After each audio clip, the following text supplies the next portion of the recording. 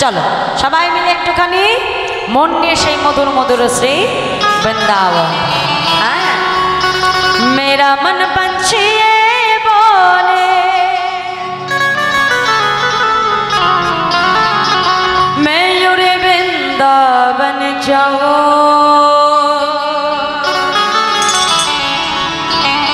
ब्रज की लता पतने में। क्या बोले? वृंदावन एक ऐसी जगह है जिसके हर कने में हर गली में सब एक के नाम होते हैं, वैसे राधे राधे राधे। वृंदावनेर आकाश बातास गुल्म लता सबार बदने एकटाई नाम मा कि राधे राधे। मैं राधे राधे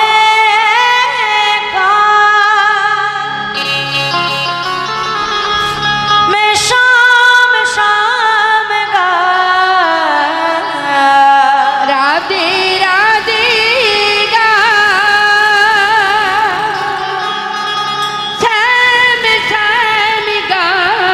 তাহলে দেখি মায়েরা সবাই মিলে একটু বাহু তোলে, করতালি দিতে দিতে বৃন্দাবনে চলে যাব। হ্যাঁ, मैं राधे राधे गा मैं शाम शाम गा राधे राधे गा श्याम श्याम गा। मैं राधे राधे गा मैं शाम शाम गा राधे राधे गा मैं शाम शाम गा।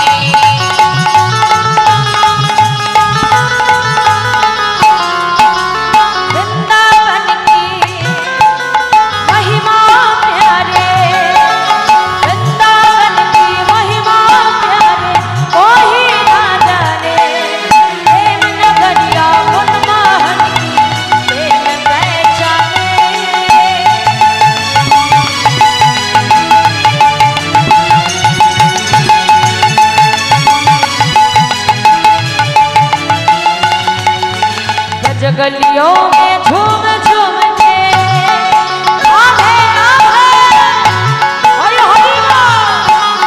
राधे गलियों में झूम झूम के मन की तमन हो जाओ। प्रेम से बोलिए राधा रानी की जय, बाकी बिहारी लाल की जय। शुद्ध जय दिले हबे ना मा, एबार एकटु आमार संगे गाइते होबे। বৃন্দাবনে এসে কি বলতে রাধে রাধে কি, তাই তো? হ্যাঁ, তাহলে সবাই মিলে দেখি আমার সঙ্গে তো বাহু তুলে করতালি দিয়ে দিয়ে বলো দেখি।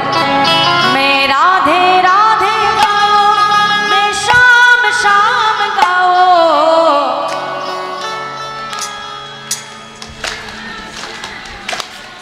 ও মাইনা বলি আজকে এখানে প্রসাদের ব্যবস্থা আছে না?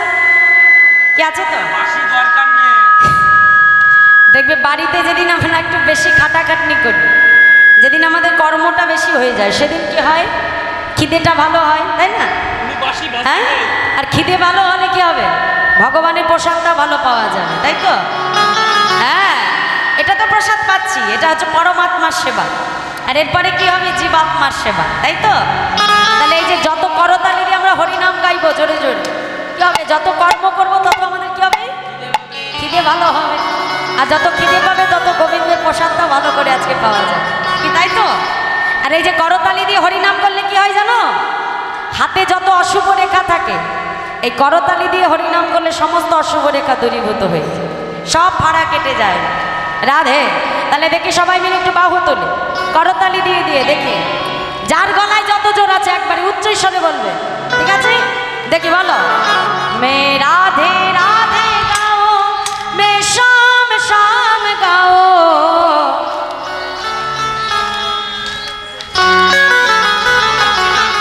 মে রাধে রাধে গাও। কি করে জোর থাকবে? সারা রাত নাম শুনেছে না, ঘুম পেয়েছে। ভোল্টেজ কমে গেছে এখন, সারা রাত জাগা তো। ওমা, সারা রাত নাম শুনেছ না? হ্যাঁ, আমাদেরও আর চলছে না দেহটা না আমার। তোমাদেরও যা দশা আমাদেরও একই দশা। হরিব। আর দেখো তো মায়েরা, এই এত সুন্দর হরিবাসর পাওয়ার জন্য আবার 1 বছর আমাদেরকে অপেক্ষা করে বসে থাকতে হবে, কি তাই না?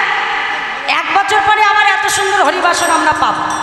তা ততদিন বাঁচবো কিনা কেউ গ্যারান্টি দিতে পারবো? গ্যারান্টি দিতে পারবো? পারবো না তো। কথাই বলে যতক্ষণ শ্বাস ততক্ষণ।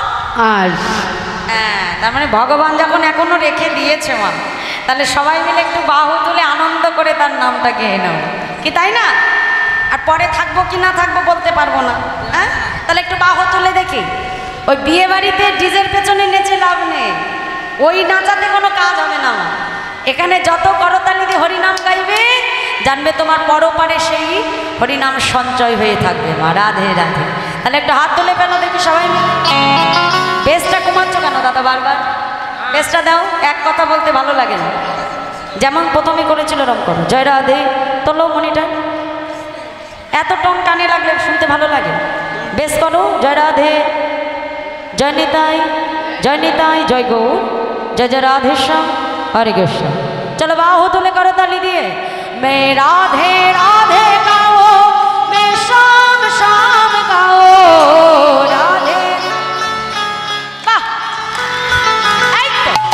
রাধে রাধে গাও, মে শাম শাম গাও, রাধে রাধে গাও, শ্যাম শ্যাম গাও।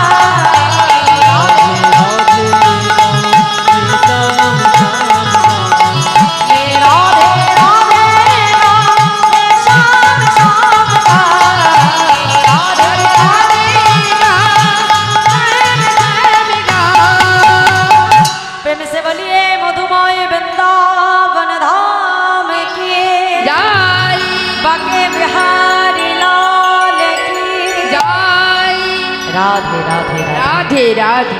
তাই মধুময় শ্রীধাম বৃন্দাবন। এই বৃন্দাবনে যে আমার গোবিন্দ সুদামার সঙ্গে তিনি যে লীলাটা করেছিলেন, আমি বললাম যে এই সুদামার সঙ্গে ভগবানের সম্পর্ক কিন্তু এই দাপর যুগ থেকে নয়, সত্য যুগ থেকে ভগবানের সঙ্গে আমার সুদামার নিবিড় সম্পর্ক রয়েছে। না সত্য যুগে আসতে একবার শান্ত হয়ে যেতে হবে মাইরা। রাধে রাধে, আমার দিকে আমার দিকে, জয় রাধে। এই সত্যযুগে ভগবান বিষ্ণু তার 4টি অংশ ছিল। ভগবান বিষ্ণুর 4টি অংশ ছিল। কি কি? বসুদেব, শঙ্কর্ষণ, প্রদ্যুম্ন, অনিরুদ্ধ। কয়টা বললাম? কয়টি বা? 4টি। কি কি? বসুদেব, শঙ্কর্ষণ, প্রদ্যুম্ন, অনিরুদ্ধ। এই 4টি অংশ 4 ভাই হয়ে এলেন রাজা দশরথের ঘরে। এই লীলাটা এখান থেকে শুরু হলো। রাজা দশরথের ঘরে যখন 4 পুত্র এলেন, এখন 4 ভাই রাম, লক্ষ্মণ, ভরত, শত্রুঘ্ন। বসুদেব হলো রাম, শঙ্কর্ষণ শক্তি হলো লক্ষ্মণ, প্রদ্যুম্ন হলো বাবা ভরত, আর অনিরুদ্ধ হলো শত্রুঘ্ন। 4 ভাই রাজা দশরথের ঘরে এলে। এখন রাজা দশরথ দেখছে আমার তো বয়স হয়েছে, এবার আমাকে বানপ্রস্থে যেতে হবে। তা এই যে আমাকে যে বানপ্রস্থে যেতে হবে, তা যাবার আগে আমার এই অযোধ্যার দায়িত্বটা আমি কার হাতে দিয়ে যাব? কে আছে যে আমার অযোধ্যার সিংহাসনের উত্তরাধিকারী হবে? তা সিদ্ধান্ত নেবার জন্য কি করলেন? আজকে রাজা দশরথ তার গুরুদেব বৈশিষ্ট্য মুনিকে স্মরণ করলেন।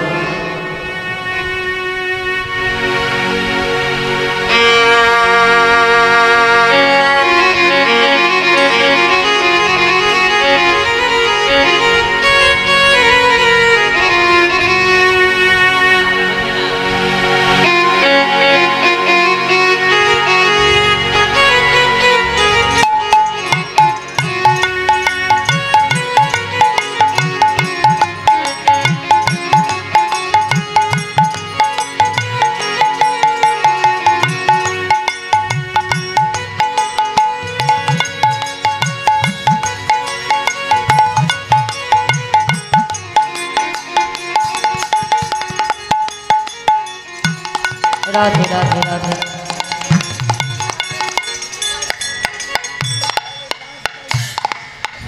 তা আজকে বৈশিষ্ট্য মুনি কি করলেন? তার গুরুদেবকে মানে রাজা দশরথ যখন বৈশিষ্ট্য মুনিকে স্মরণ করলেন, বৈশিষ্ট্য মুনি এসে রাজা দশরথকে ডেকে বলল, দশরথ শুনে রাখো, তোমার এই 4 পুত্রের মধ্যে যদি তোমার এই অযোধ্যার দায়িত্ব নেওয়ার অধিকার যদি সর্ব অগ্রে কারোর থাকে, সেটা হলো তোমার জ্যেষ্ঠ পুত্র রাম। গুরুদেব তাহলে একটা কাজ করি, আমি রামের রাজ্যাভিষেক ঘোষণা করে দিই। দাও, বিলম্ব করো, রামের রাজ্যাভিষেক ঘোষণা করে দাও। সারা অযোধ্যার মধ্যে ঢেরা পিটিয়ে দিয়ে মা যে রামের রাজ্যাভিষেক ঘোষণা করে দেয়া হলো যে আগামীকাল প্রভু রামচন্দ্র তিনি অযোধ্যার রাজ সিংহাসনে রাজা হয়ে বসবে।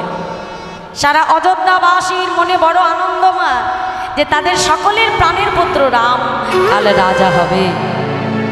এখন সকলের মনে আনন্দ, কিন্তু ওদিকে আজ রাম রাজা হবে জেনে রামের বিমাতা যার নাম হলো মা কৈকেয়ী, সেই কৈকেয়ী আজকে নিরজনে বসে রামের জন্য সুন্দর করে একটা মালা গাছ। আমরা কৈকেয়ীকে রামায়ণে খল নায়িকা বলে জানলেও মা, আমরা এটা কিন্তু কেউ জানি না যে এই যে কৈকেয়ী, কৌশল্যা আর সুমিত্রা, এই 3 জনের মধ্যে যদি রামকে অধিক কেউ ভালোবেসে থাকে, সেটা হলো তার সেই বিমাতা কৈকেয়ী। পাছে রামের ভালোবাসায় ভাগ করে যায় মা। তাই নিজের পেটের পুত্র ভরতকে নিজের বাপের বাড়িতে রেখে মানুষ করেছিল কেন? যাতে আমার রামের ভালোবাসায় কোনো ভাগ না পড়ে। আজ সেই মা আমার যখন রামের জন্য নিরজনে বসে সুন্দর করে একটা মালা গাচ্ছে মা, এমন সময় ওই কৈকেয়ীর ছোটবেলার দাসী, নাম তার মন্থরা, কৈকেয়ীর কাছে এসে কৈকেয়ীর কর্ণমূলে কুমন্ত্রণা দিতে লাগলো মা। কৈকেয়ীকে ডেকে বলল, কৈকেয়ী, এই যে এত সুন্দর করে মালাটা তুমি গাচ্ছ কার জন্য? বলে, কেন? তুমি জানো না যে আগামীকাল আমার পুত্র রাম রাজা হবে? হ্যাঁ, তা রাজা হয়ে যখন আমার রাম আমাকে প্রণাম জানাতে আসবে, এই মালাটা আমি আমার রামের গলায় পরিয়ে দেব। সঙ্গে সঙ্গে মন্থরা কৈকেয়ীকে ডেকে বলল, শোনো কৈকেয়ী, আগামীকাল যদি তোমার রাম ওই রাজ সিংহাসনে বসে, ওই রাম যদি রাজা হয়, তবে রামের মা কৌশল্যা হবে রাজমাতা, আর সে যদি রাজমাতা হয় তবে তুই হবি ভিখারিণী। শুনে রাখো কৈকেয়ী, তোমার পিতা কেকই রাজা ছোটবেলা থেকে মোটা টাকার মাইনা দিয়ে আমাকে তোমার দাসী করে রেখেছে। কৈকেয়ী, আমি দাসী, দাসীপ্রীতি করাই হলো আমার কাজ। কিন্তু কৈকেয়ী, তুমি তো কোনো দাসীর কন্যা নও কৈকেয়ী, তুমি হলে কেকই রাজার কন্যা। কৈকেয়ী, রাজার কন্যা হয়ে যখন ওই কৌশল্যা তোমাকে আদেশ করবে যে হ্যাঁ রে কৈকেয়ী, আমার পায়ে একটু তেল মাখিয়ে দিয়ে যাবে, ভালো লাগবে? সতীনের পায়ে তখন তেল মালিশ করে দিতে। যেই না কুমন্ত্রণা কর্ণমূলে দিয়ে দিল মা, যেই রাম ছিল তার প্রাণের অধিক প্রিয়, এক মুহূর্তে সেই রাম হয়ে গেল তার চিরশত্রু। সঙ্গে সঙ্গে মালা ফেলে দিয়ে অভিমান কক্ষে এসে দরজা জানলা বন্ধ করে কৈকেয়ী আজকে ঘরের মধ্যে বসে আছে। রাজা দশরথ দেখছে, কি আমার সব রানীর ঘরে আলো জ্বলছে, কিন্তু আমার কৈকেয়ীর ঘরে আলো বন্ধ কেন? ছুটতে ছুটতে রাজা দশরথ যখনই কৈকেয়ীর ঘরে প্রবেশ করলো মা, দেখে কৈকেয়ী অভিমান কক্ষে বসে আছে। কৈকেয়ীকে ডেকে বলল, হ্যাঁ গো কৈকেয়ী, আগামীকাল যে তোমার পুত্র রাম রাজা হবে, হ্যাঁ গো, তুমি সুখী হও নাই? হ্যাঁ, তোমার প্রাণের পুত্র রাম রাজা হবে, তুমি সুখী হও নাই বুঝি? স্বামী, তুমি আমাকে সুখী দেখতে চাও? নিশ্চয়, বলো বলো, তোমাকে সুখী করবার জন্য আমাকে কি করতে হবে? শুনুন মহারাজ, দুইবার আমি আপনাকে মৃত্যুর মুখ থেকে ফিরিয়ে এনেছি। তখন আপনি আমাকে দুটো বর দিতে চেয়েছিলেন, কিন্তু বর দুটো আমি তখন নিইনি। আজ সময় এসেছে বর দুটো আমার চেয়ে নেব। মহারাজ, আজ আপনাকে আমার সম্মুখে কথা দিতে হবে। আজ এই কৈকেয়ী আপনার কাছে যা চাইবে আপনি আমাকে তাই দেবেন। বলুন, তিসত্ব অঙ্গীকার করুন, বলুন আমি যা চাইবো আপনি আমাকে দেবেন দেবেন দেবেন। কৈকেয়ী, रघुकुल रीति सदा चली आई, प्राण चली যাই তবু বচন না যাই। কথা যখন দিয়েছি সে কথা আমি রক্ষা করব, বলো কি তুমি চাও? শুনুন মহারাজ, আমার প্রথমবারে হলো যে আগামীকাল রাজা হবে, তবে আপনার জ্যেষ্ঠ পুত্র রাম নয়, রাজা হবে আমার পুত্র ভরত। কৈকেয়ী, শান্ত হন মহারাজ, এখনো দ্বিতীয় বরটা যে আমার চাওয়া হয়নি মহারাজ। শোনো, আগামীকাল সূর্যাস্তের পূর্বে 14 বছরের ন্যায় আপনার রামকে বনবাসে চলে যেতে হবে। রাজা দশরথ আছাড়কে ভূমিতলে লুটিয়ে পড়ল। কৈকেয়ী, যে রামকে তুমি তোমার প্রাণের অধিক ভালোবাসতে, কইকেয়ী তোমার সেই পুত্র রামকে তুমি 14 বছরের জন্য বনবাসে পাঠিয়ে দিতে চাইছো শুধুমাত্র এই সিংহাসনের লোভে। কইকেয়ী আমার পুত্র ভরত রাজা হবে তাতে আমার কোনো দুঃখ নয়, কিন্তু কইকেয়ী একজন মায়ের কাছ থেকে তার সন্তানকে তুমি দূরে সরিয়ে দিও না। কইকেয়ী ভরত রাজা হবে হোক, কিন্তু রামকে তুমি বনবাসে পাঠিও না। মহারাজ, যে বর আমি চেয়েছি সেই বর কিন্তু আপনি কথা দিয়েছেন আমায় দেবেন, কিন্তু কইকেয়ী এই জগতে যখন কোনো সন্তান বড় হয়ে যায়, পিতামাতা তার ইচ্ছেটা জোর করে সন্তানের উপর চাপাতে পারে না, তাকে যে সন্তানের অনুমতি নিতে হয় গো। কইকেয়ী তুমি অপেক্ষা করো, আমি একবার রামকে ডেকে আমি রামের অনুমতি নিয়ে নিই। রাজা দশরথ নিরুপায় হয়ে তার প্রাণের পুত্র রামকে ডাকতে লাগলেন,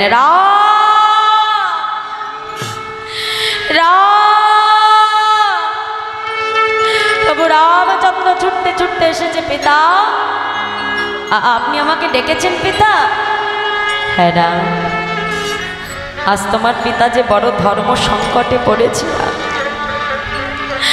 আজ এই ধর্ম সংকট হতে একমাত্র তুমি তোমার পিতাকে রক্ষা করতে পারো না। রাম, আজ তোমার বিমাতা আমার কাছ থেকে দুটো বর চেয়েছে। শোনো রাম, আগামীকাল রাজা হবে, তবে তুমি নও, রাজা হবে তোমার ভাই ভরত। এ তো বড় আনন্দের কথা পিতা। আর দ্বিতীয় বর, শোনো রাম, কালকে তোমাকে 14 বছরের জন্য এই অযোধ্যা ছেড়ে বনবাসে চলে যেতে হবে। প্রভু রামচন্দ্র করজোড়ে বলছে, পিতা এই দেহটা কার জন্য পিতা? এই দেহটা যে আপনার জন্য। আজ আপনি যদি চান তবে এই দেহটা সিংহাসনে বসবে, আর আপনি যদি না চান তবে এই দেহটা 14 বছরের জন্য বনবাসে চলে যাবে। আমি কথা দিলাম, 14 বছর পূর্ণ না হওয়া পর্যন্ত আমি এই অযোধ্যায় ফিরব না। পিতা, আজ তো আমার মঙ্গল হয়ে গেল পিতা। একদিকে ভাইকে রাজ্য দান, আর একদিকে মাতৃ আজ্ঞা পালন, আর একদিকে বনে গিয়ে যোগী মুনি ঋষির সঙ্গ করা। বলতে পারি এ জগতে আমার থেকে ভাগ্যবান কজন আছে আপনি বলতে পারেন?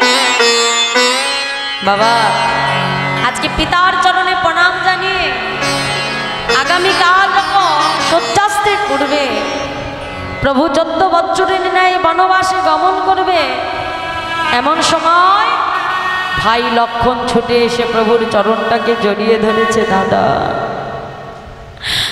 মাতা কৌশল্যা আমাকে সর্বদা শিক্ষা দিয়েছে। দাদা,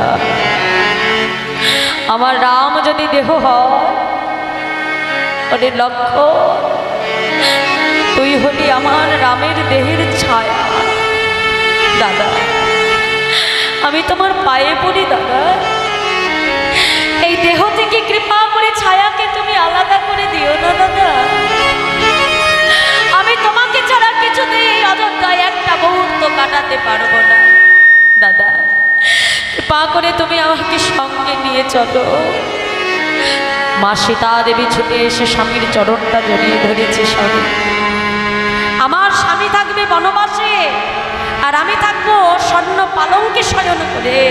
এমন শিক্ষা আমার পিতামাতা আমাকে দেয়নি। স্বামী, এ জগতে একজন রমণীর প্রকৃত স্থান হলো তার স্বামীর চরণ তলে। কৃপা করে আমাকে সঙ্গে নিয়েছ। ভাই লক্ষণীকে সঙ্গে নিয়ে, সীতাকে সঙ্গে নিয়ে 14 বছরের জন্য বনবাসে গমন করলেন আমার প্রভু। মাগো,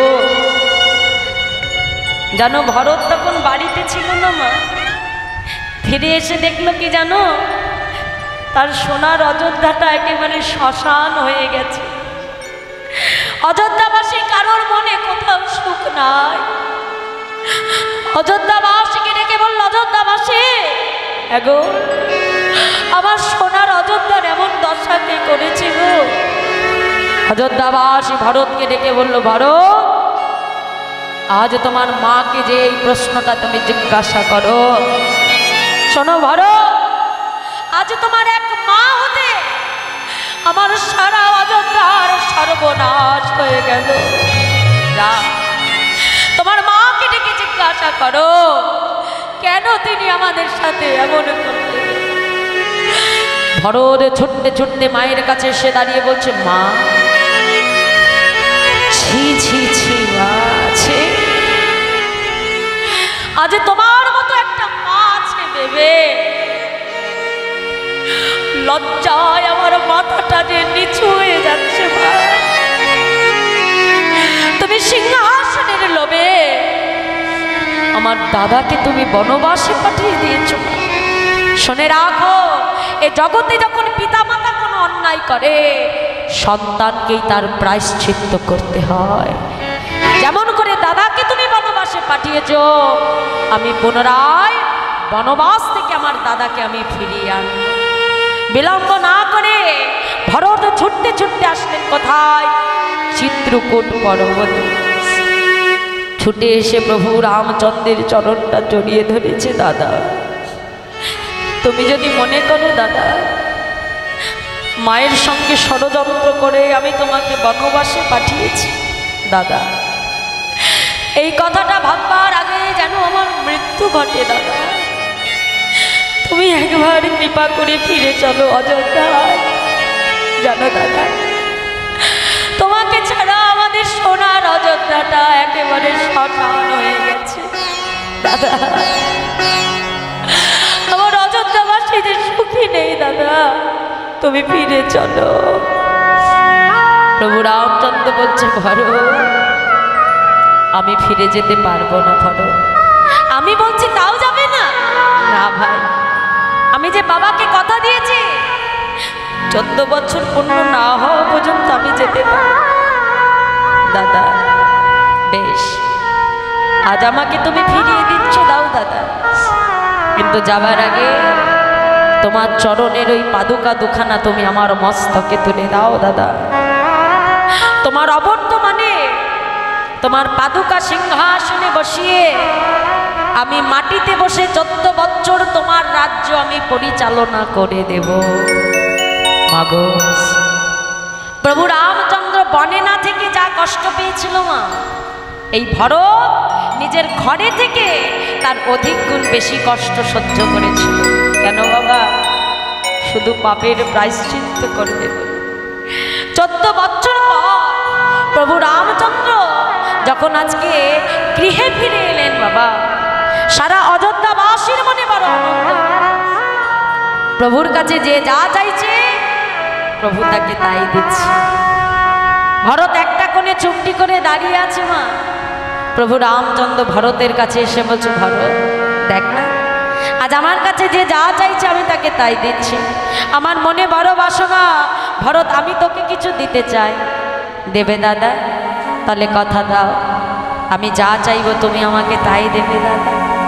দাদা যেদিন তোমার ভাই হয়ে ওই চিত্রকূট পর্বতে আমি তোমাকে ফিরিয়ে আনতে গিয়েছিলাম দাদা, সেদিন আমি ভাই বলে তুমি আমাকে দূরে সরিয়ে দিয়েছিলে দাদা। কিন্তু দাদা সেদিন বনে গিয়ে কত রাক্ষসের রাজা বিভীষণ তাকে তোমার বন্ধু করেছে, কোথায় গ্রহকের রাজা চণ্ডাল তাকে তোমার বন্ধু করেছিলে দাদা, কোথায় বানরের রাজা সুগ্রীব তাকে তোমার বন্ধু করেছে। কিন্তু দাদা সেদিন আমি তোমার ভাই বলে আমাকে তুমি দূরে সরিয়ে দিয়েছিলে দাদা। তাই কথা দাও, আগামী জন্ম বলে যদি কিছু হয়ে থাকে দাদা, কথা দাও সেদিন আমায় বন্ধু করে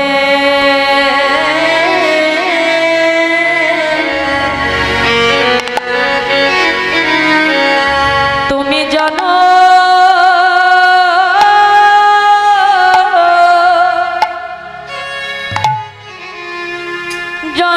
দিবে।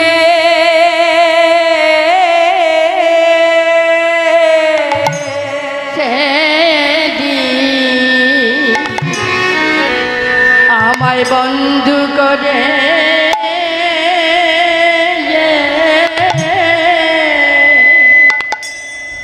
আমায় জানো জন্ম দিয়া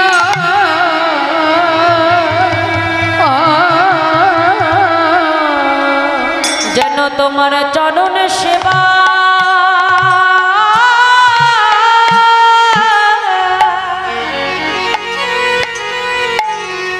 আমি করতে পারি। আমায় বন্ধু করে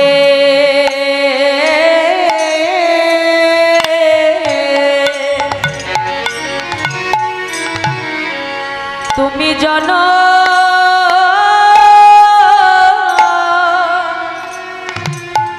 জন্ম দিয়ে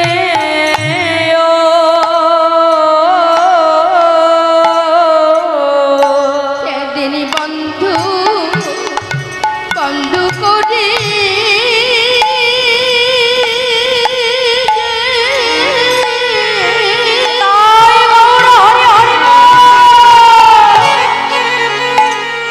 আমায় জন্ম দিও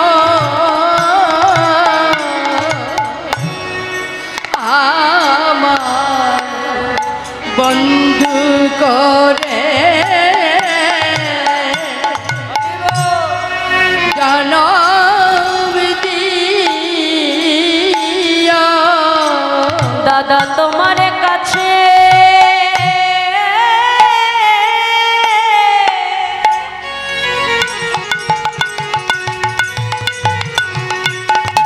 আমার এই নিবেদন।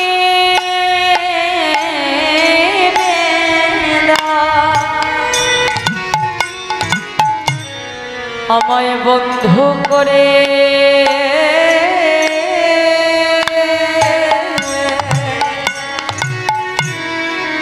তুমি জানো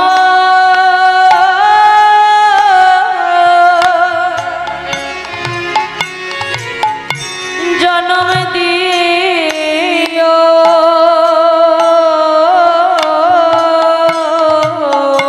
দাদা তোমার কাছে হরি বল হরি বল নিতাই গৌর হরি বল। আমার এই নিবেদন আমায় বন্ধু করে জন্ম দিও তোমার চরণে আমি জানাই রাখি আমায় বন্ধু করে জন্ম দিও জন্মে জন্মে তোমার ওই চরণে আমায় দাস করিও শুধু এই জানবি নাই জানবি যেন চরণ সেবা করতে পারি। নিতাই গৌর হরি হরি বল। তোমার সঙ্গ ছেড়ে রেখে দিও চরণ ছাড়া করুণা গো প্রভু এ জন্মে নয় জন্মে জন্মে তোমার সঙ্গ ছাড়া আমায় কোনো লাগু এ জন্মে নয় জন্মে জন্মে বড় অপরাধী তোমার সঙ্গ বড় ভালোবাসি আমি বড় অপরাধী তোমার সঙ্গ ছাড়া আমায় কোনো লাগু বন্ধু করে জন্ম দিও তুই জানবি নাই জানবি জানবি এক পাশেতে রেখে দিও নিতাই গৌর হরি হরি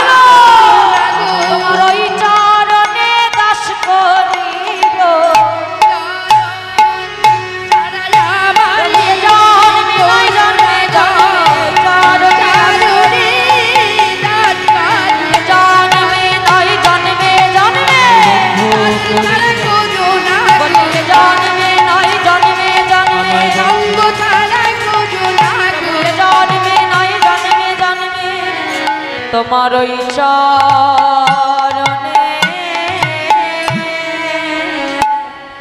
আমায় দাস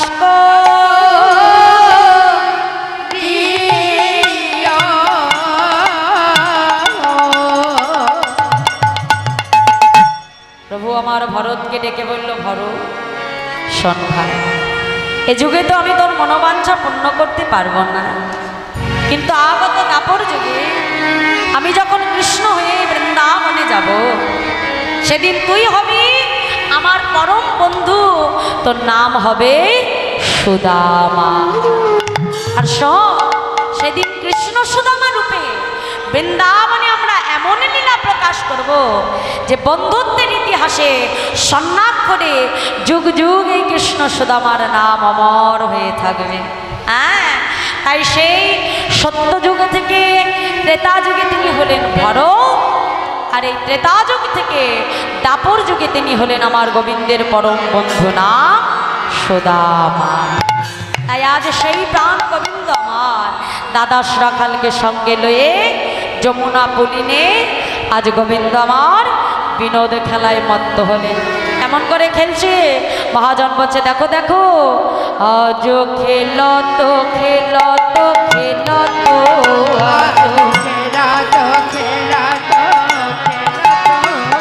খেল তোরা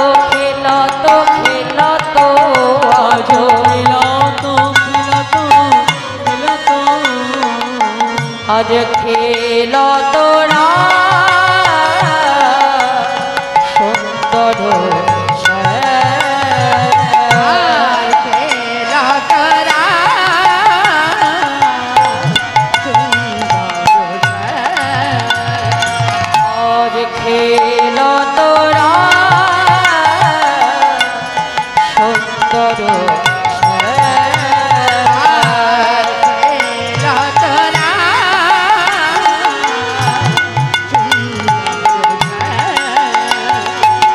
আজ মোহন মধুর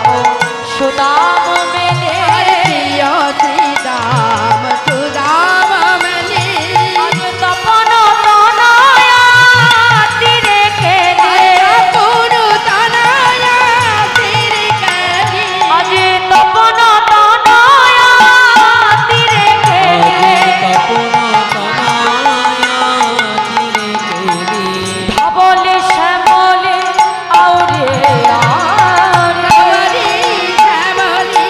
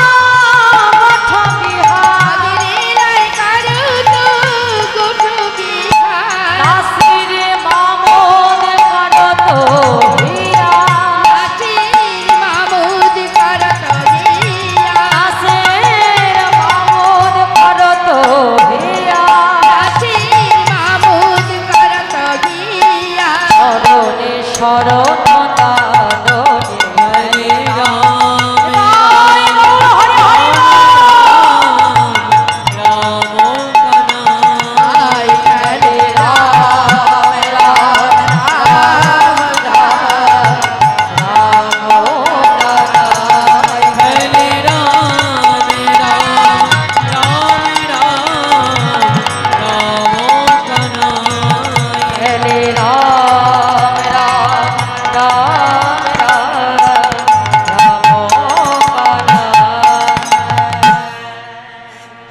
তাই আজ গোবিন্দ আমার শ্রীদাম সুদাম বসুদাম মধুমঙ্গল আজ দ্বাদশ রাখালকে সঙ্গে লয়ে যমুনা পুলিনে গোবিন্দ আমার বিনোদে খেলা খেলছে। খেলতে খেলতে হঠাৎ করে শ্রীরাম সখা কানাইকে ডেকে বলছে, "এই কানা, এই বলি আজকে কি খেলা খেলবি?" হ্যাঁ, কানামাছি? না না কানাই, আজকে কানামাছি খেলবো না। এই মধুমঙ্গল, এই তুই কি খেলবি? হ্যাঁ হ্যাঁ, ওই, বলে ক্রিকেট খেলবি। এই শোন, সুবলে সেবা চাই কেন, আজকে একটা নতুন খেলা খেলবি। হ্যাঁ, কি খেলা জানিস? সেটা হলো ছেঁড়া পাতা আর ভালো পাতা। গোবিন্দ বলছে, সেটা আবার কেমন খেলা? বলে, বুঝলি না রে অশুভ, বুঝিয়ে বল। সুবল সখা বলছে, এই কেন, আসলে হলো কাঁধে কড়া আর কাঁধে চড়া। তা গোবিন্দ বলছে, আরে কাঁধে করবে কে আর কাঁধে চড়বে কে? বলছে, ওই জন্যই তো ছেঁড়া পাতা আর ভালো পাতা। মানে মাগো, যার পাতাটা ভালো তার কপাল ভালো, আর যার পাতাটা ছেঁড়া তার কপাল গেল। ওই তাকে সর্বক্ষণ কাঁধে নিয়ে বাবা ওই কেশিঘাট থেকে বংশীবাটের তীরে নিয়ে যেতে হবে। গোবিন্দ বলছে, ও এই ব্যাপার, ঠিক আছে। সবার চোখগুলো বেঁধে দিয়েছে আমার ভগবান।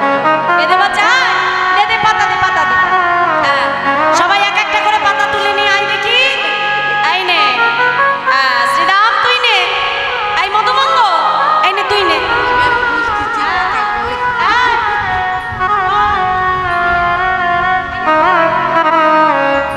এখন দ্বাদশ রাখালকে এক একটা করে পাতা দিয়ে দিয়েছে।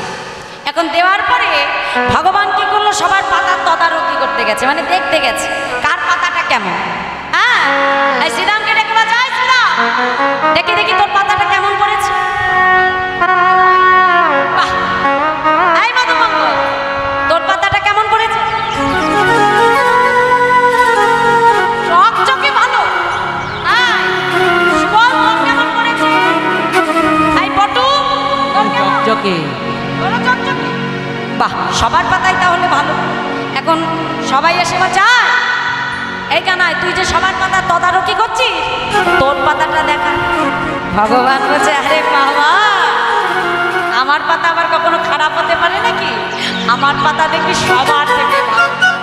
আরে বাবা, আমি হলাম নন্দ মহারাজের ছেলে, নবলক্ষ দেনুম, আমার পাতা কখনো খারাপ হতে পারে? হ্যাঁ, তোদের সবার থেকে আমার পাতা সব থেকে সুন্দর। দেখবি, সঙ্গে সঙ্গে ভগবান কি করলো, পাতাটা হাতে নিয়ে বলছে, এই এই এই দেখ। আর যেই না দেখেছে ছেঁড়া পাতা, মা সঙ্গে সঙ্গে সবাই চিৎকার করছে, এই কানাই চোর, কানাই চোর। এই, এই শিবল, এদিকে আয়, এদিকে আয়। বলে, ঘরে ঘরে যখন আমি ননি চুরি করতে যাই, তোরা যাস না? হ্যাঁ, ও দেখেছো, চুরি আমি করি বলে আমাকে চোর বলে দিল। ওরা বুঝি আর সেবা করে না। ননি সেবা করিস না? হ্যাঁ, সেবা করো। ওই দেখো, দেখেছো, মানে সেবা করি, কিন্তু তুই তো চোর। গোবিন্দ বলছে, দেখ, আমাকে চোর বলবি, কাঁধে চোরটা হয় আমার কাঁধে চোর। হ্যাঁ, ভগবান কি জানে না বাবা, সারা বিশ্ব ব্রহ্মাণ্ড যার নখদল। তা ভগবান জানে না মা, যে কোন পাতাটা ভালো আর কোন পাতাটা ছেঁড়া? ভগবান সবটাই জানে মা, কিন্তু বারবার গোবিন্দ বেছে বেছে এই ছেঁড়া পত্রটাই তুলে নেয়। কেন জানো বাবা? ভগবান ভক্তকে সেবা করে জানা সুখ পায়। ভগবান ভক্ত চরণ সেবা করে তার অধিক গুণ বেশি সুখ অনুভব। কেন জানো? ভগবান বলেছে, কি বললো, নহং তিষ্ঠামি বৈকুণ্ঠে যোগিনাম হৃদয়ং নচ মদ ভক্ত যত্র গায়ন্তি তত্র তিষ্ঠামি হে নারদ। আমি কোথায় থাকি জানো? আমার ভক্তের হৃদয় মন্দিরে আমি বিরাজ করি। আর আমি কি করি জানো? ভক্তকে কাছে পেয়ে ভক্তের চরণ ধুলি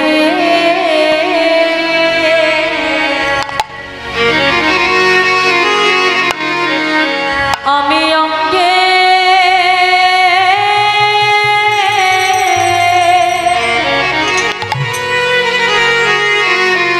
অঙ্গে মাখি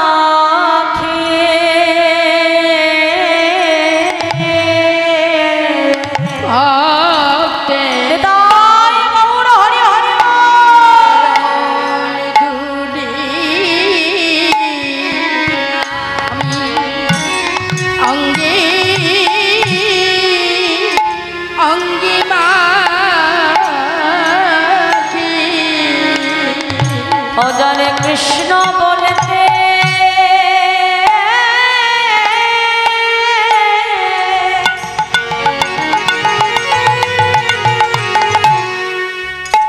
বহে নয়ন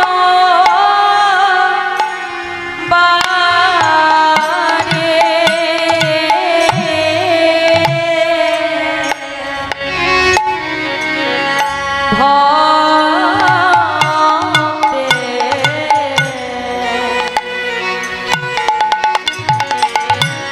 ভক্তের চরণ ধুলি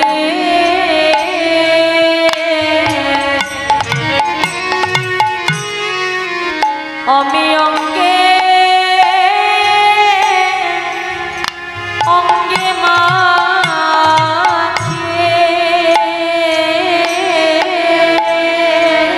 হরে কৃষ্ণ তাই গৌর হরি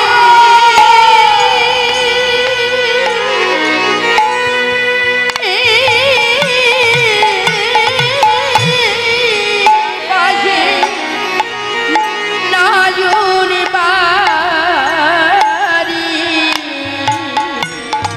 ভক্তের হরি বল। চরণে ধুলি আমি অঙ্গে অঙ্গে মাখি অজরে কৃষ্ণ বলতে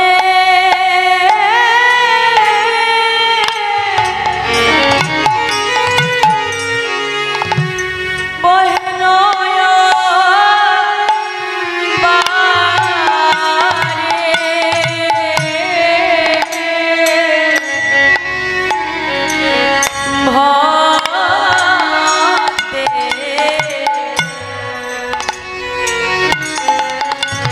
ভক্তের চরণ ধুলে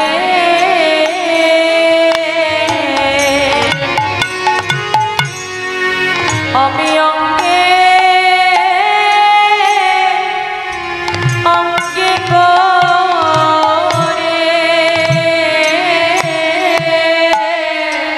অরে কৃষ্ণ কৃষ্ণ বলতে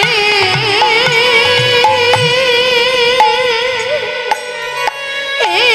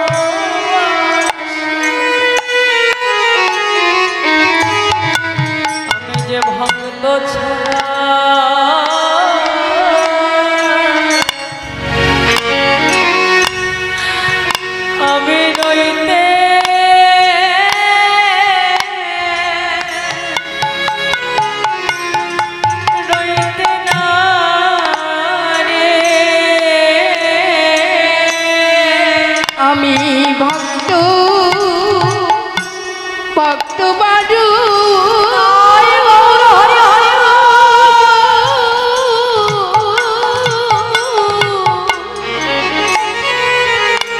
বড় ভালো বাসি আমি যে ভক্ত ছাড়া রইতে নারী আমি ভক্ত ভক্ত বড় ভালোবাসি ভক্ত চরণ ধুলি আমি মাথায় করি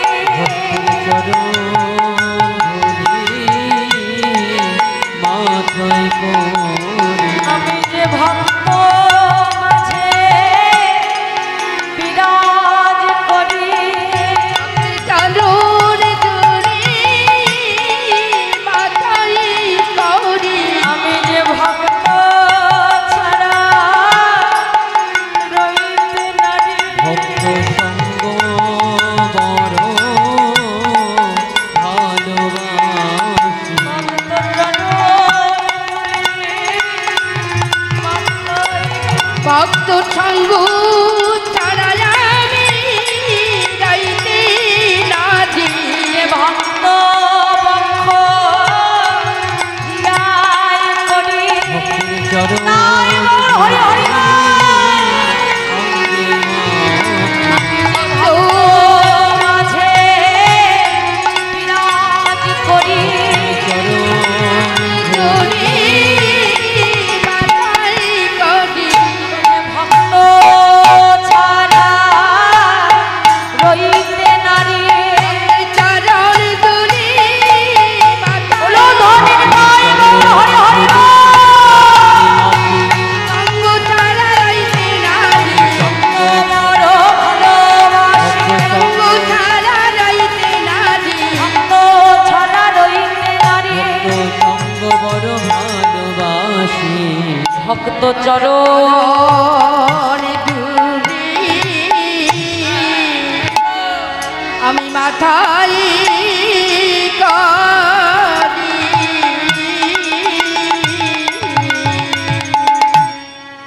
ভগবান একদিন নারদকে ডেকে বলেছিল, নারদ জানো নারদ, নারদ মুনি প্রভুকে ডেকে বলছে, দয়াময় আচ্ছা এই জাগতিক জগতে তোমাকে যে কত জীব কত বিষয় দিয়ে সেবা দেয় প্রভু, আচ্ছা দয়াময় বলতে পারো এই জগতে যার কাছে তোমাকে দেবার মতো কিছু নাই দয়াময়, এই জাগতিক জগতের সেই জীবে তোমাকে কেমন করে পাবে প্রভু বলো দয়াময়, সেই ভক্ত তোমাকে কেমন করে ডাকবে? ভগবান নারদকে ডেকে বলল, নারদ আমার ভক্ত যদি আমাকে ভালোবেসে একটা ফুল দিয়ে ডাকে আমি তার ডাকে সাড়া দিই। নারদ মুনি বলছে, প্রভু তোমার যদি এমন কোনো ভক্ত থাকে যার তোমাকে দেবার মতো কাছে একটা ফুলও নাই, সে তোমাকে কি দিয়ে ডাকবে দয়াময়? ভগবান তখন নারদকে ডেকে বলল, নারদ এ জগতে ভক্ত যদি আমায় ভালোবেসে একটা তুলসী পত্র দিয়ে ডাকে আমি তার ডাকে সাড়া দিই।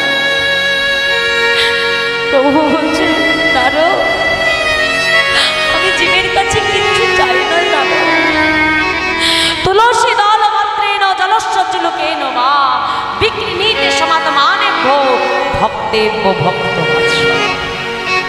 প্রভু যার তোমাকে দেবার মতো একটা তুলসী পত্রও নাই সে তোমাকে কেমন করে ডাকবে দয়াময়? ভগবান নারদকে ডেকে বলল, নারদ যারা আমাকে দেওয়ার মতো তুলসী পত্রও নাই সে যদি আমায় ভালোবেসে এক কন্টুস গঙ্গার জল দিয়ে ডাকে আমি যে তার ডাকে সাড়া দেব। নারদ মুনি বলছে, প্রভু যদি তোমাকে দেওয়ার মতো গঙ্গার জলও না থাকে সে কি দিয়ে ডাকবে? ভগবান কতটা করুণাময় কতটা কৃপাময় মা। নারদকে ডেকে বলল, নারদ নাইবা থাকলো তার কাছে এই জাগতিক জগতের গঙ্গার জল, কেন জানো? আমি যে আমার প্রত্যেক ভক্ত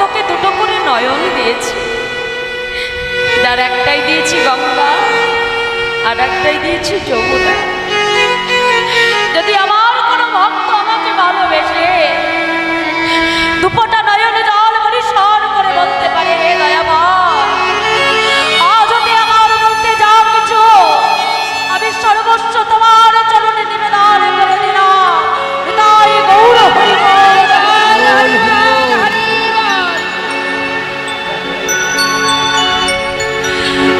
এই জাগতিক জগতে আমার কোনো ভক্ত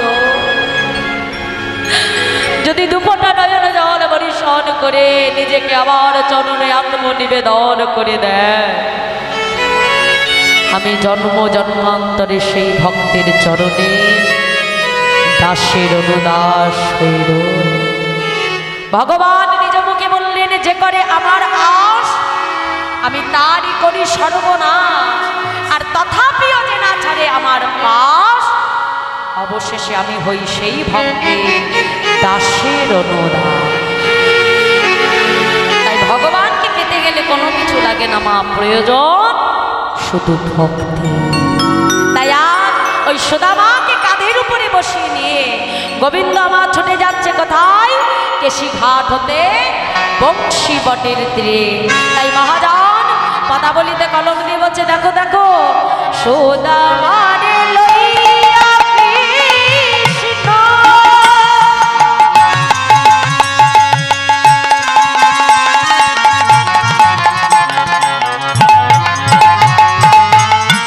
চলিতে লাগিল।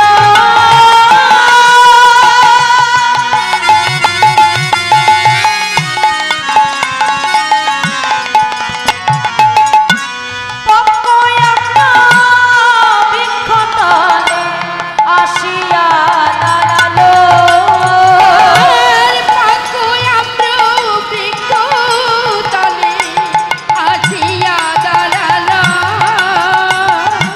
সুদামারে লইয়া কৃষ্ণ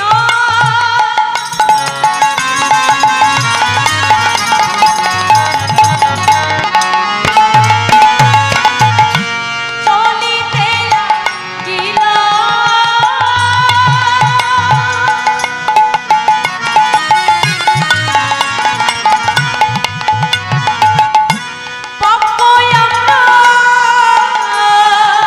বৃক্ষতলে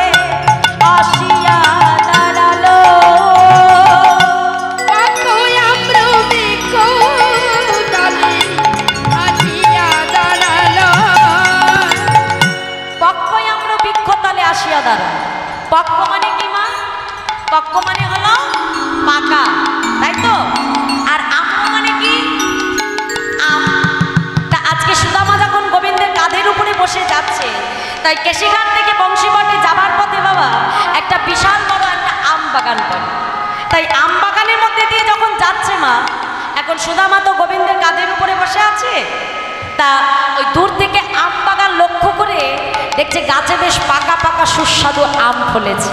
হ্যাঁ, আর এই পাকা আম দেখে সঙ্গে সঙ্গে ভাই কানাইকে দাঁড় করিয়ে বলছে, ও কানাই কানাই কানাই, শোন শোন, একটু অপেক্ষা কর কানাই। গোবিন্দকে বিলম্ব করে তাড়াতাড়ি দাঁড় করিয়ে দিয়েছে। ডেকে বলছে, ও কানাই শোন শোন। কানাই দাঁড়া রে দাঁড়া রে, কানাই দাঁড়া রে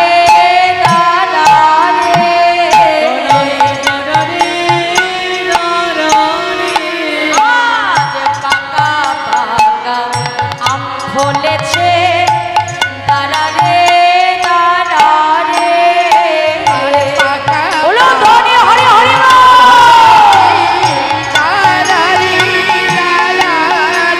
আজ পাকা পাকা আম ফলেছে, দাঁড়া রে দাঁড়া রে। ওই পাকা আম ফলেছে, দাঁড়া রে দাঁড়া রে। আজ কৃষ্ণ সে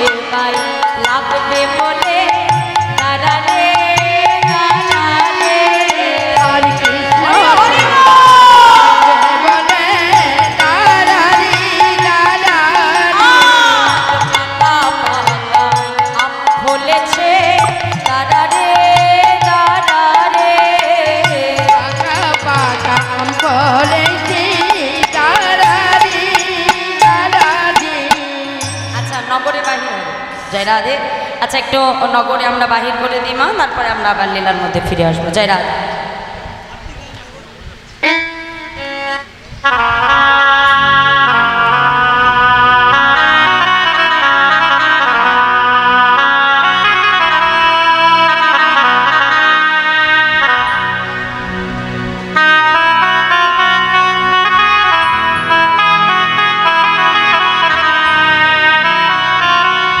অক্রুত পরমানন্দ নিত্যানন্দ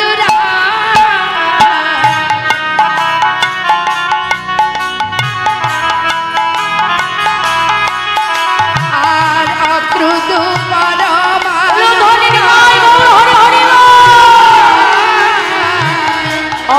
পরমানন্দ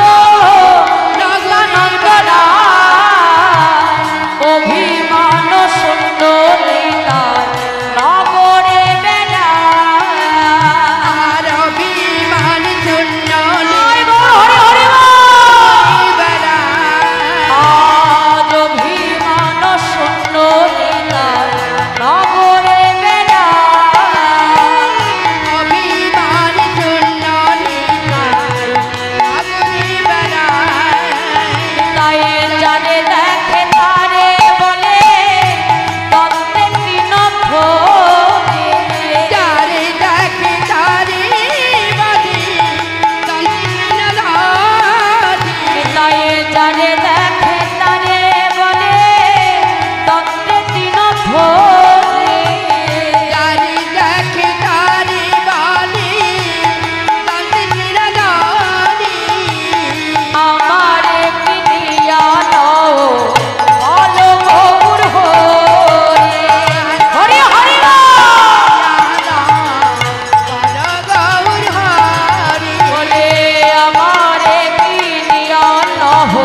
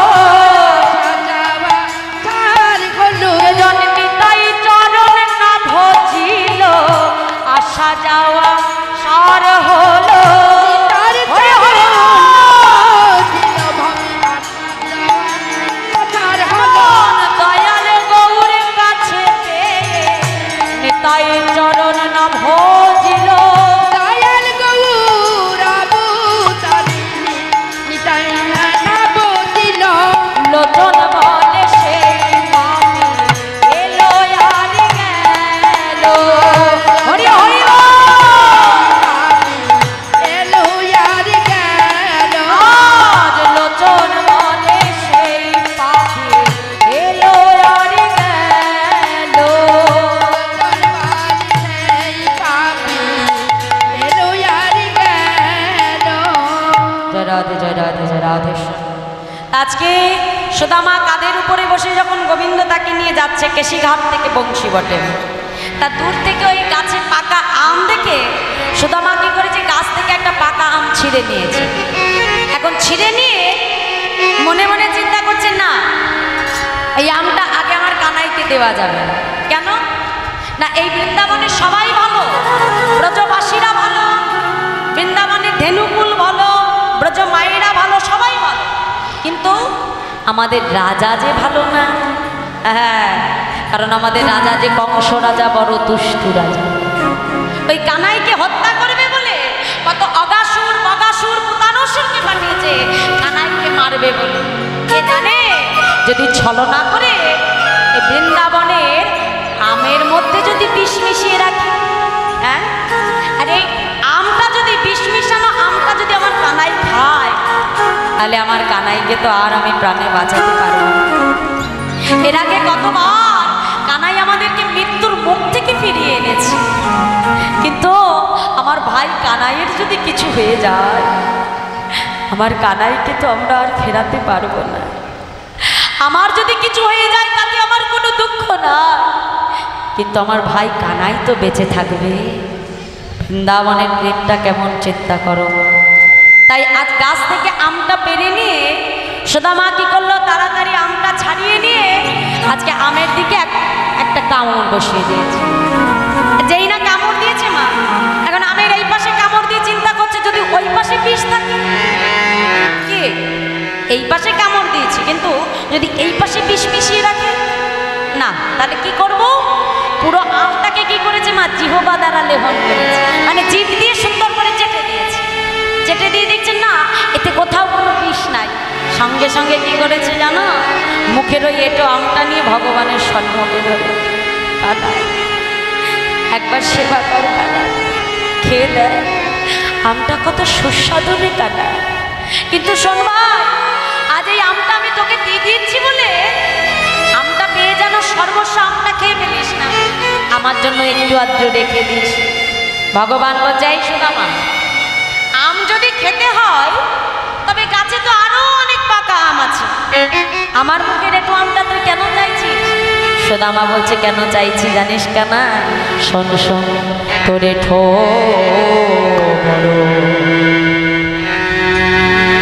মিঠো লাগে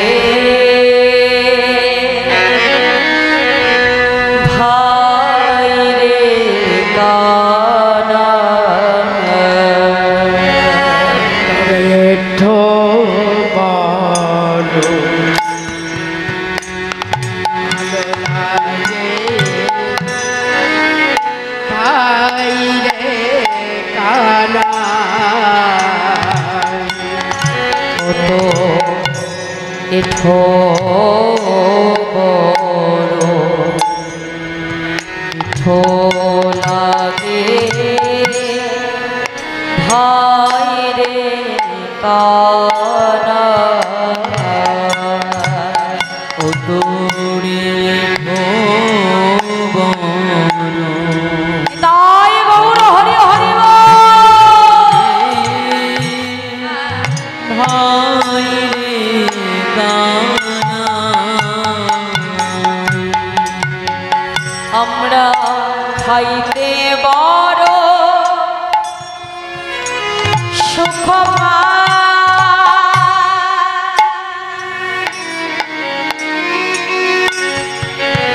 তাই তো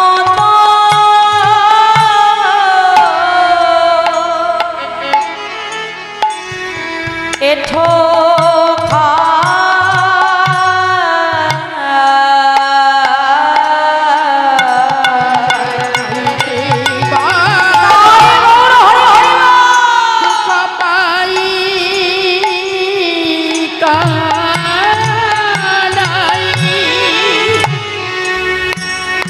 কানাই রে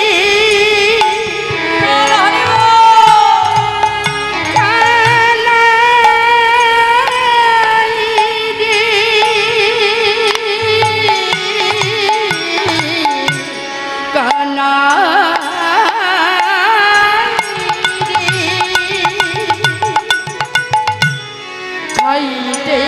বড় সুখ পাই তাইতে তো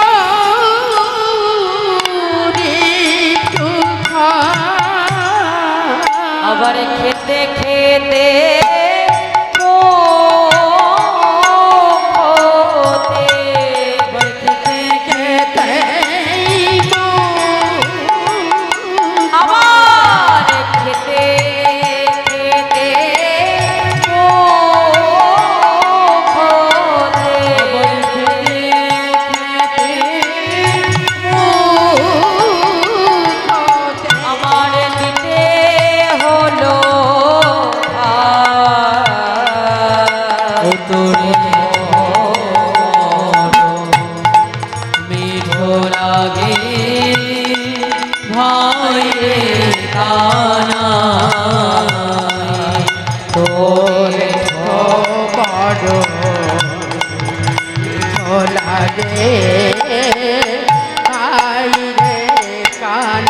গোবিন্দ আমার সুদামাকে ডেকে বলল, সুদামা যদি তুমি আম খেতে ভালোবাসো তাহলে কিন্তু অন্য কথা। কি গো, যদি তুমি আম খেতে চাও তাহলে বৃন্দাবনের কাছে অনেক পাকা আম আছে, সেখান থেকে পেরে খাও। আর যদি বলো না আমার মুখের একটু আম তুমি খাবে, তাহলে এমনি এমনি তো আমি তোমাকে দেবো না সুদামা। হ্যাঁ, তার বিনিময়ে তোমায় যে আমাকে কিছু দিতে হবে। সুদামা কি করলো জানো মা? ঘর থেকে আসবার সময় তার মা তার গলায় একটা দামি রত্নমালার হার পরিয়ে দিয়েছে। বিলম্ব না করে তাড়াতাড়ি গলা থেকে মালাটা খুলে নিয়ে গোবিন্দের গলায় পরিয়ে দিয়ে বলছে, কানাই রে, আজও তোকে দেবার মতো আমার কাছে এটুকুই আছে ভাই, এছাড়া যে তোকে দেবার মতো আমার কাছে কিচ্ছু নাই। কানা শোন কানা, বলি এই উপহারনা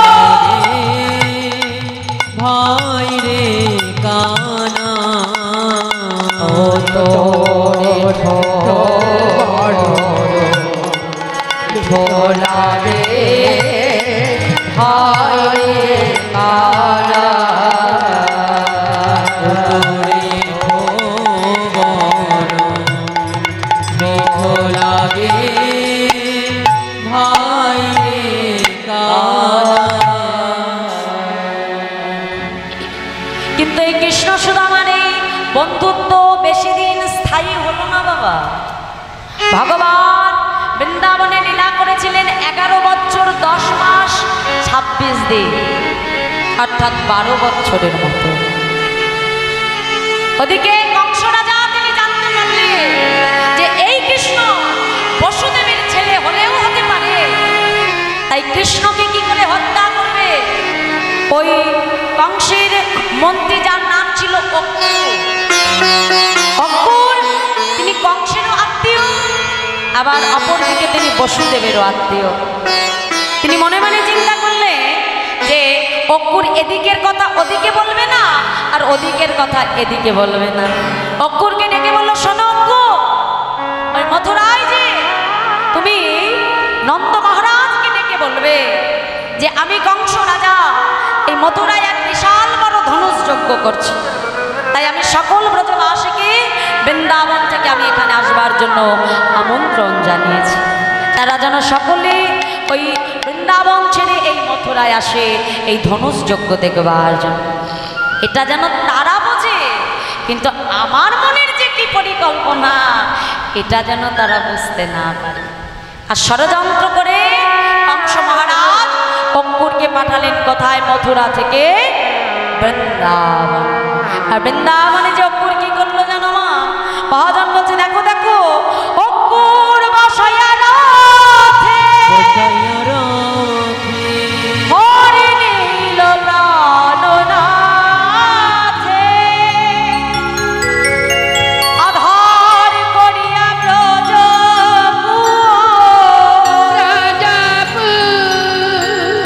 অঙ্কুর আজকে কৃষ্ণরূপী চন্দ্রটাকে হরণ করে নিয়ে যখন বৃন্দাবন ছেড়ে মথুরায় নিয়ে এলেন, এসেছিল কংস, এনেছিল কৃষ্ণকে হত্যা করবে বলে, কিন্তু ওদিকে নিজেই কৃষ্ণ ভয়ে ভীত হয়ে কংস মারা গেলে।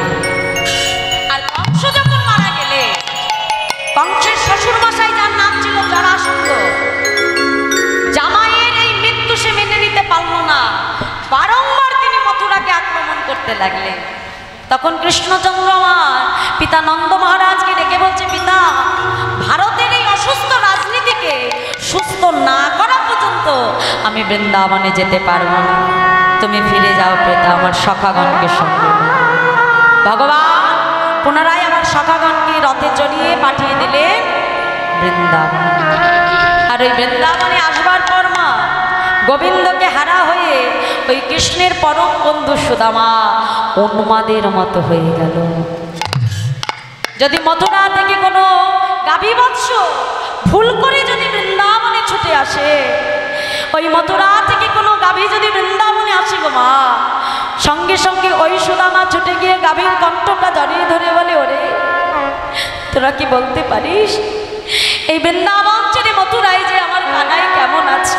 হ্যাঁ রে, একবারও কি বৃন্দাবনের কথা তার মনে পড়ে না? একবারও এই বৃন্দাবনের গাভী বৎসের কথা তার কি মনে পড়ে না? বল বল আমার কানাই কেমন আছে? কৃষ্ণকে হারা হয়ে সুদামা তিনি উন্মাদের মতো হয়ে গেল। সুদামার পিতা বটুকমণি মনে মনে চিন্তা করলো যে এমন করে যদি দিনের পর দিন চলতে থাকে তবে আমার সন্তান দেখতে দেখতে পাগল হয়ে যাবে। আমার সন্তানকে যদি আমাকে ভালো করতে হয়, এই মুহূর্তে আমাকে খোঁজ নিয়ে জানতে হবে যে আমার কৃষ্ণ কোথায় আছে। তিনি খোঁজ নিয়ে জানতে পারলে বসুদেব কৃষ্ণ বলরামকে শিক্ষার জন্য পাঠিয়েছেন কোথায়? সন্দীপনী মুনির আশ্রম। সুদামার বাবা মটুক মহারাজ চিন্তা করলেন, যাক তাহলে আমার ছেলে সুদামাকেও আমি পাঠাবো সন্দীপনী মুনির আশ্রমে।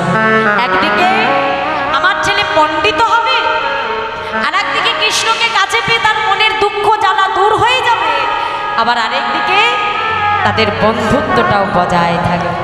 তাহলে এক ঢিলে আমি তিনটে পাখি মারব, এই উদ্দেশ্য নিয়ে মটুক মহারাজ কি করলে? সুদামাকে পাঠিয়ে দিলেন কোথায়? সেই গুরুদেব সন্দীপনী মুনির আশ্রম। আর যেই না সন্দীপনী মুনির আশ্রমে পাঠালেন, এতগুলো দিন পরে আজকে কৃষ্ণকে কাছে পেয়ে সুদামার মনে বড় আনন্দ। হ্যাঁ, এতগুলো দিন পরে ভাই কানাইকে খুঁজে পেয়েছে, তাই মনে আর আনন্দ ধরছে না। তাই আজ মহাজন পদাবলিতে কলম দিয়ে বলছে, দেখো দেখো শিক্ষার দেশে সবাই